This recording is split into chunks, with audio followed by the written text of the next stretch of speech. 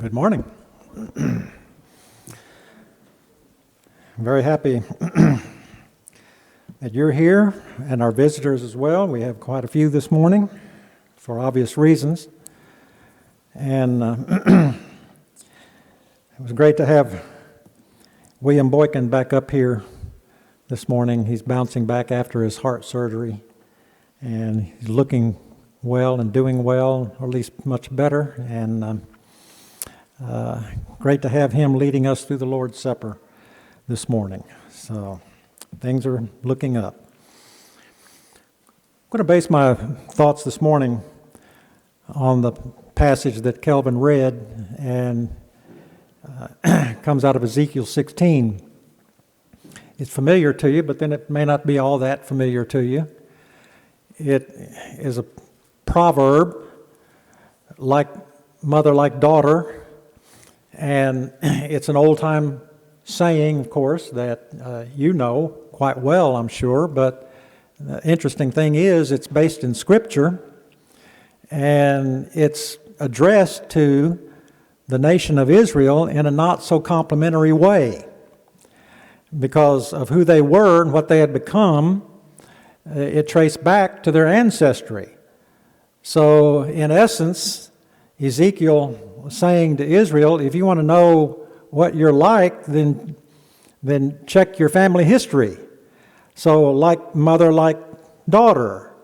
So, the text itself is not such a complimentary thing, but it can be, because, no one doubts, no one questions that I'm aware of the influence of their mother. It's interesting that Brad worded it the way he did in his prayer, and I appreciated the way he said it.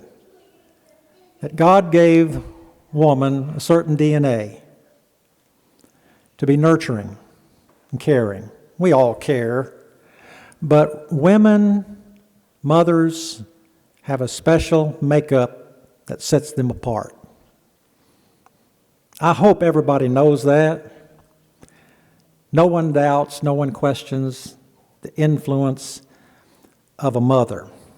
There are, however, a lot of problems that are plaguing our home and society today. You understand that just as much as I do. The fact that today is Mother's Day, I hope that you will not allow that to eclipse the fact that this is the Lord's Day. The reason you're here is because it's the Lord's Day. Now, the reason that certain children are here is because it's Mother's Day. And that's a good thing, because we get to see them, and we get to visit with them a little bit. And it's our pleasure to have them, and there's some who are away probably for the same reason. But today is Mother's Day. Mother's Day is a very interesting thing. It has a very interesting history. And to some extent, I think that we perhaps have forgotten the original intent of Mother's Day. I hope not entirely, but maybe to some extent we have. I think I have. On Mother's Day, we all wax a little bit sentimental. If your mother is not with you today, you're thinking about her. Not just today, but you have been for a long time. I miss my mother today. It's coming up 27 years that she's been gone. In the last year of her life, I took care of her like she did when I was a baby. You miss your mother. There's a lot of people here today whose mothers I knew years ago. Your mothers are gone. You were here. I remember your mom. Your mother not only shaped you, but she shaped us as a congregation. She had an impact upon us. And that speaks to who mothers are. Speaks of the power of motherhood. But getting back to Mother's Day itself, it has an interesting history in that Anna Jarvis began Mother's Day in 1907. But Mother's Day, even in her lifetime, was becoming what she did not intend for it to be. She intended for Mother's Day to be the second Sunday of May, for the attention to be in churches across the country, and for children to either visit their mother or to write a note to her, just a personal note. And Anna Jarvis said, if you send your mother a telegram, in our day a text message, or a greeting card, then that just means that you're too lazy to write a personal note to your mother. That's what she said. Interesting. In her day, she fought against the commercialization of Mother's Day down to her last breath. For example, she was arrested on one occasion for disturbing the peace because she opposed public celebration of Mother's Day. In 1923, she sued the state of New York for celebrating Mother's Day. In 1930, the United States Postal Service came out with a Mother's Day stamp with Mother's Day written across it. She went to the Postal Service and she pressured them to have Mother's Day removed from the stamp, and they did. She lobbied to have Mother's Day rescinded. She fought the postal card industry, or the greeting card industry rather. She fought the floral industry. She fought them both. In the last year of her life, she died in a nursing home in deep debt. And the floral industry, the American Floral Express, paid her bill at the nursing home, oddly enough. What she intended Mother's Day to be is not what it became. What she intended it to be is us children visit our mothers, go see her, write her a little note that says, I love you. And she said, any mother would much rather have a personal note scribbled out in the worst handwriting in the world than a greeting card. That's what she said. You love your mother? You're here today because you do. You honor your mother? You better. Serve your mother? You serve the Lord first. But your mother, like mother, like daughter. It's a very interesting sentiment. I've known mothers and daughters who are very much alike. I've known daughters who somehow looked like their mothers, acted like their mothers, sounded like their mothers, carried the same personality to a different generation. They were in many ways like their mother. I've known daughters not like their mother, as unlike her as night from day. In some cases, that's a good thing. In some cases, it's not a good thing. In some cases, the mother shines brightly, the daughter is never seen. It's a sad situation. It should be that the mother reflects the glory, or the daughter reflects the glory of the mother. That's what the proverb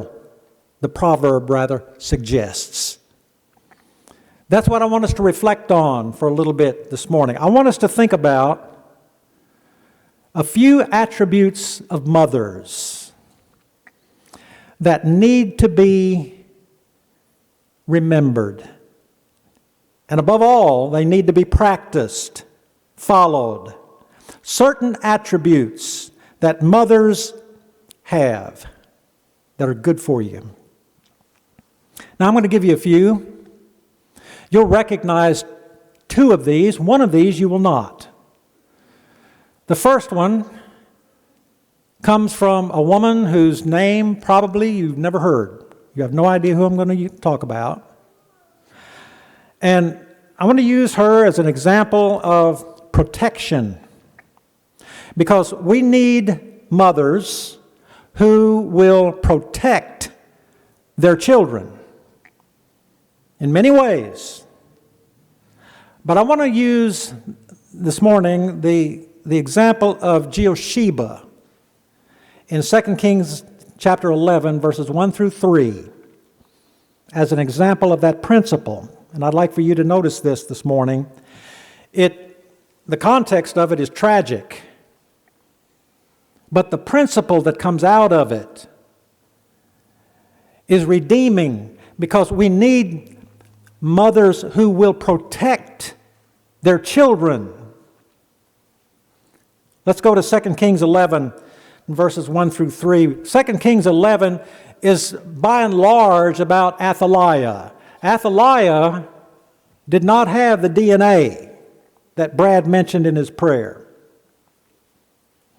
That DNA of being nurturing, loving. She wasn't that way at all. She was everything but that. Athaliah, the mother of Ahaziah, when she saw that her son was dead, she arose and destroyed all the royal heirs. Pause for a moment. She wanted to be queen. When her son died, she arose and destroyed all the royal heirs. What does that mean? That means that she put to death the royal heirs to the throne. She would not allow anyone that might possibly pose a threat to her wish to reign as queen. The royal heirs was the family of David. She almost wiped out the family of David. Now, my Sunday morning class knows something about this, because we've been dealing with this since 2 Samuel. God promised that He would protect the family of David all through time. Well, she almost wiped it out. And she would have succeeded had it not been for one person. Let's continue. But Jehosheba, the daughter of King Joram, sister of Ahaziah, took Joash, the son of Ahaziah, and stole him away from among the king's sons who were being murdered. And they hid him and his nurse in the bedroom from Athaliah, so that he was not killed. So he was hidden with her in the house of the Lord for 6 years, when Athaliah reigned over the land. So what happened? Athaliah is slaughtering everybody. She's slaughtering children. These children, are you ready for this? Were her grandchildren. She's slaughtering babies, her grandchildren. Grandmothers love grandchildren more than their own children. She's slaughtering her own grandkids. Except for the fact that Jehosheba, and you see her history here, goes into the nursery and takes one baby. She steals away Joash, the son of Ahaziah, and she hid him so that he was not among those murdered. She took him and his nurse into the bedroom that was in the house of the Lord, and she hid that baby there for 6 years. Why the house of the Lord? Because the house of the Lord was not a place that Athaliah was prone to visit. So it would have been easy to hide the baby in the house of the Lord for 6 years. And Joash, when he was 7, became king. Now, you say, well, why are you focusing on Jehosheba? Because she protected like a mother would protect. Now, whether she was mother or not, I don't know. She was Joash's aunt. Auntie, Johnny Boyd would say. She protected that baby. That's what mothers do. Now, you can protect your baby in all kinds of ways. You protect your child. Vaccines are good. Good way to protect your baby.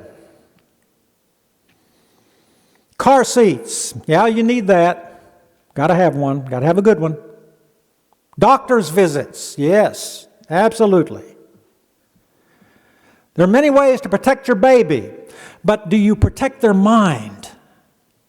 Because these days, small children have access to phones.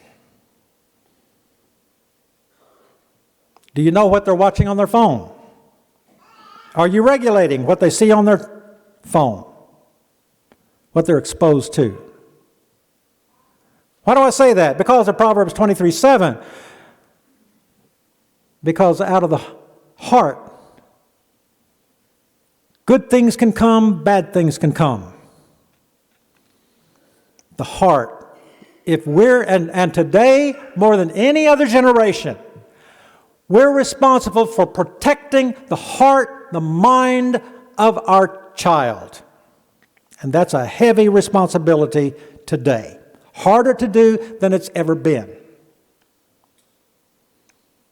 Protection. Jehosheba protected a little boy who became king and carried on the legacy and the family line of David because she stepped in. Interesting, isn't it? We need mothers who will protect. But to protect the mind, to protect the heart, is the most important thing of all. A second kind of mother that we need, and I know some like this, I know a lot like this, dedicated moms, dedicated mothers, like Hannah. We need people like that. Hannah was devoted, dedicated as a mother, as you well know. In 1 Samuel chapter 1, verses 19, 20. Well, let me back it up here to verse 5, because Hannah was like a lot of people that I've known. She couldn't have a baby. And in verse 5, the text tells us, but Hannah would give a double portion for, he loved, but to Hannah he would give a double portion because he loved Hannah. Although the Lord had closed her womb, she could not have a baby. But later on, the Lord opened her womb, verse 19. They arose early in the morning, worshiped before the Lord, returned and came to the house of Ramah. Elkanah knew Hannah his wife, and the Lord remembered her. That is, he opened her womb, allowed her to be able to have a baby. So things changed. Now, Hannah went on not only to have Samuel, and that was her wish, to have a boy, and in verse 20, of course, you remember all of this. It came to pass in the process of time that Hannah conceived and bore a son, and she called him Samuel, saying, because I've asked him from the Lord. And the footnote in my Bible says literally, heard by God. So the name Samuel means heard by God, because God heard her cries, her prayers, and answered her prayers. Thus she named him Samuel. And she determined that because the Lord gave her Samuel, that she would give Samuel back to the Lord. You know the story. Now, Hannah went on to have other children. Chapter 2, verse 21, other babies. She was just as dedicated to them as she was to him. Dedicated. That's the principle that stands out here for me. Our children are given to us. And in that sense, then, we are stewards. If you're a steward, something is given to you to watch over and take care of. And you need to do a good job of it. Nobody does a perfect job. But you're a steward as a parent, mothers, dads. Your children are given to you to watch over, to protect. Yeah, I know there's a lot of opposition these days. You face some serious odds in that regard. The odds of, there's no discipline in our culture these days, none. There's lots of family strife. A lot of times dad's not in the picture. There's a lot of peer pressure. That's always been around, stronger probably today than ever. There's conformity to the world that is always present in ways that you never imagine, and ways that's very hard to combat. All of that is what we face and more in our culture and day and time. But if we are to save our children, then we have to get there first. And people have to have the dedication that Hannah had to say, because you've given me a child, I'm going to give him back to you. I'm giving her back to you. Now that begins early, very early, to mold a child to be of that disposition to serve the Lord. You've got to start early. Else, it's very difficult to do. But again, we need mothers who are dedicated like Hannah was. You know that. Thirdly, we need mothers who will instruct like Eunice did. Like Eunice did Timothy. Oh, what she did with Timothy. In 2 Timothy 1, verse 5, Paul said of Timothy, he said, you know, I remember your grandmother, Lois. I know your mother, Eunice. And I know you. And I suspect that the same faith that was in those two women is in you also. 2 Timothy 1:5, you can read it. And then in 2 Timothy 3:15, Paul said of Timothy, you've known the Scriptures from the time that you were a child. The Word of God. That's the instruction that Timothy received as a child from his mother and his grandmother. Generational. But they were together in this. But my focus is on Eunice, the mom, you see. Got to have that. You know, yeah, it's nice to be able to provide everything that you possibly can for your children. Provide a nice home. You say, well, I didn't come up in a nice home. I grew up in a housing project. Well, okay. Or I grew up in a trailer. All right. An apartment. Okay, fine. It's nice to provide the best that you can. Provide a nice home, nice clothes, lots of toys to play with. Maybe not lots. You can go overboard with anything. Toys with which to play. All right. Music. They need music lessons. They learn how to play the piano, guitar, whatever. That's fine. Sports. Get them involved in sports. Baseball, soccer, whatever it is. They need all of that. It's good stuff. It's not more important than the training of the heart, training of the spirit. It's not more important than that. But I'm afraid that's the way it falls out quite often. That's where the priority goes, and priorities need to be shifted from things like that to Bible school, worship, kids sing, all together. Got to have that priority in place. And so instruction, spiritual training, absolutely, has to take priority. If it doesn't, you've got problems. Now, I mentioned to you here 3 women who constitute examples of the kinds of mothers that we need, mothers that we have and we need more of. A mother who will protect, a mother who's dedicated, and a mother who will instruct. Now, I want to go back for a moment to my first example, Jehosheba. She stood in contrast to Athaliah.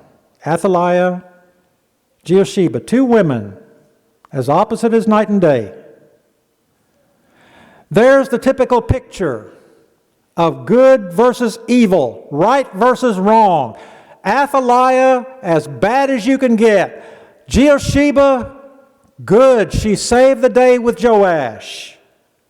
But there's the principle alive right there of two people illustrating to you the way it is. And both of them want the baby, Joash. But only one gets him. Now, if Jehosheba had not gotten there first, Athaliah would have. Think about that. Who's going to get to your baby first? You or somebody else? The Athaliahs of the world that are out there and on the phones quite often that they watch. The Athaliahs that are alive and well. Who's going to get there first? Okay. If Athaliah or if Jehosheba doesn't get there, then Athaliah will. You can mark that down. I can guarantee you. Who got to you first? I suspect Jehosheba did. That's why you're here. A Jehosheba-like mother got to you. She loved you. She protected you. She raised you. She made you who you are, what you are. And consequently, you bless your mother as a result. Let's bless God for our mothers. Thank God for the good, godly women that they are, of which we need more. And thank them, like Paul did the mother of Timothy, for the kind of instruction and dedication like Hannah. So many good things to look at. But you know, it has to begin with God. Jehosheba knew that. Hannah knew that. Eunice knew it. Do we? We commit our lives to the Lord. That Jesus, Son of God, comes down to that. Because He's the one who loved us, gave Himself for us. We start there. We commit ourselves to Him. That means obedience. That means service, love, and faithfulness all of your life. And it may be that you're here today because the way your mother brought you up. I suspect that's the case.